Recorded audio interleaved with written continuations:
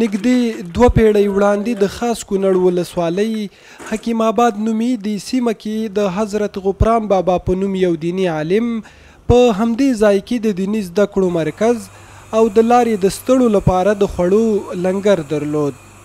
که څه هم د ډیرو کلونو په تیریدو سره د دې لرغونې ودانۍ ډیره برخه ویجاړه شوې، خو د تیر پیر پاتې نښې ممکن د نورو کلونو لپاره خوندي پاتې شي. نو دا چې د اطلاعاتو فرهنګ د ریاست مربوط دغه جوماتو نه موږ خوشحاله یو چې د هغې چارې د کار پاتې بیا پیل شولې. اوس یې تقریبا 80% کار تکمیل شوی دی او 20% پاتې دی چې هغه به په دې نږدې ورځو کې تکمیل شي. موږ ټول د کونړ ولس ته اطمینان ورکوو چې ستاسې د تاریخ په اول قدم کې اسلامي امارت ساتونکی دی او بیا انشاءالله د اطلاعاتو کلتور ریاست. اطلاعات او فرهنګ وزارت د تیرې ادارې څخه پاتې د دې نیمګړې پروژې چارې 80% بشپړې کړي او زیاتوي چې په ټول هیواد کې د تاریخي ابداتو د رغونې چارې په چټکۍ روانې دي.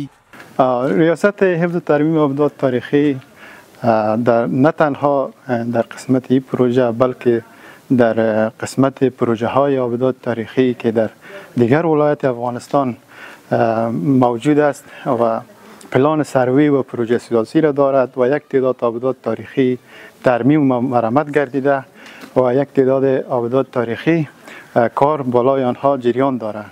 د تاریخي میراث په توګه د دې زیارت او مسجد خوندي پاتې کېدل ښایي د ډیرو نورو سیمو لپاره هم زیری وي.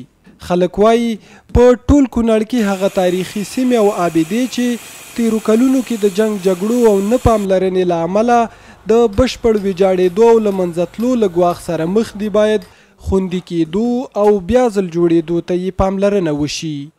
اسلامي امارت نه زموږ غوښتنه دا ده چې دغه شان تاریخي ابدات چې کوم دي موږ په کونړ کې ډېر زیات لرو، لکه په پشت کې د شهید محبوب پاچا خلاف نماینده داسې په یو بل زموږ په تاریخي یو بل زیارت دی په وټپور کې چې هغه کار باید شروع شي. بعضې نور ځایونه دي چې په دانګام کې دي چې هغه شروع شي. نور برکنډۍ کې یو جومات دی چې هغه باید ورغول شي، تاریخي ابدا ده او دا کار خو تاسې په عملاً په خپله نه چې اوس په کار جریان لري. د دې ډېره ګټه ده، تاریخ هم را ژوندی کېږي چې دا د منځه تللي دي، تاریخ هم ورسره د منځه ځي. د کونړ اطلاعات او فرهنګ ریاست مسؤلین وایي د دې ولایت بېلابېلو سیمو کې خواوشا 13 تاریخي ابدې په نښه شوي او هڅه کوي چې د رغېدو او خوندي ساتلو لپاره یې کار وکړي.